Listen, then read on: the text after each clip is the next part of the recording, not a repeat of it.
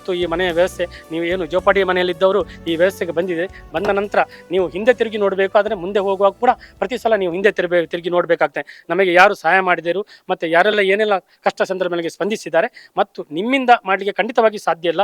ಆದರೆ ನಿಮ್ಮ ಮಗನನ್ನು ಸಮಾಜಕ್ಕೋಸ್ಕರ ಸಮರ್ಪಣೆ ಮಾಡಿ ಅಂತ. ಯಾಕಂದರೆ ನೀವು ದುಡ್ಡು ಕೊಡಬೇಕು ಅಂತ ಹೇಳಿಲ್ಲ, ಸಮಾಜಕ್ಕೋಸ್ಕರ ಸಮರ್ಪಣೆ ಮಾಡಿ, ಸಮಾಜ ಧಾರ್ಮಿಕಗೋಸ್ಕರ ಸಮರ್ಪಣೆ ಮಾಡಿ, ಹಿಂದೂ ಸಮಾಜಕ್ಕೋಸ್ಕರ ದುಡಿಲಿಕ್ಕೆ ಬಿಡಿರಿ. ಯಾಕಂದರೆ ಹಿಂದೂ ಸಮಾಜಕ್ಕೋಸ್ಕರ ದುಡಿದ್ರೆ ಅದಕ್ಕಿಂತ ನೀವು ಕೊಡಬೇಕಾದ 1000 ಪಟ್ಟು ದುಡ್ಡು ಕೊಟ್ಟ ಹಾಗೆ. ಆದ ಕಾರಣ ನಿಮ್ಮ ಮಗನು ಸಮಾಜಕ್ಕೋಸ್ಕರ ಸಮರ್ಪಣೆ ಮಾಡಿ ಸಮಾಜಕ್ಕೋಸ್ಕರ ದುಡಿಲಿ. ಅದೇ ನೀವು ಸಮಾಜಕ್ಕೆ ಇವರಿಗೆಲ್ಲ ಕೊಡುವಂಥ ಸಮಾಜನ ಮತ್ತು ಗೌರವ ಅಂತ ಈ ಸಂದರ್ಭದಲ್ಲಿ ಹೇಳುತ್ತಾ ನಾನು ಕೊನೆಯದಾಗಿ ಸ್ಪಂದನ ಏನು ಮತ್ತು ಅಲಕಿ ಫ್ರೆಂಡ್ಸ್ನ ಸದಸ್ಯರು ಹೇಳುದು, ಎಲ್ಲರ ಕಣ್ಣಲ್ಲಿ ನೀವು ಖಂಡಿತವಾಗಿ ನಕ್ಷತ್ರವಾಗಿ ಮಿಂಚಲಿಕ್ಕೆ ಸಾಧ್ಯ ಇಲ್ಲ.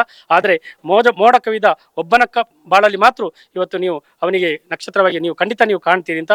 ಇವತ್ತು ಮೋಡ ಕವಿದ ಒಬ್ಬರ ಬಾಳಿಗೆ ನೀವು ನಕ್ಷತ್ರವಾಗಿ ಮಿಂಚಿದ್ದೀರಿ ಅಂತ ಈ ಸಂದರ್ಭದಲ್ಲಿ 20 ಜನ ಸೇರ್ಕೊಂಡು ಸ್ಪಂದನ ಚಾರಿಟೇಬಲ್ ಟ್ರಸ್ಟ್ ಅಂತ ಮಾಡಿದ್ವಿ. ಇವಾಗ ನಾವು 68 ಜನ ಇದ್ದೇವೆ ಇವಾಗ ಸದ್ಯಕ್ಕೆ. ನಮ್ಗೆ ಒಂದು ಕನಸಿತ್ತು, ಒಂದು ತುಂಬಾ ಬಡ ಕುಟುಂಬದವರಿಗೆ ಒಂದು ಮನೆ ಕಟ್ಟಿಸ್ಕೊಡ್ಬೇಕು ಅಂತ. ಅದು ಗಿರಿಜಾ ಅವರ ಮನೆ ನಾವು ಸೆಲೆಕ್ಟ್ ಮಾಡಿದ್ವಿ ಎಲ್ಲರೂ ಸೇರ್ಕೊಂಡು. ಸೊ ಇವಾಗ ಇದು ನನಸಾಗಿದೆ. ನಮ್ಗೆ ತುಂಬಾ ಈ ದಿನ ನಮ್ಗೆ ತುಂಬಾ ಖುಷಿಯ ದಿನ ಆಗಿದೆ.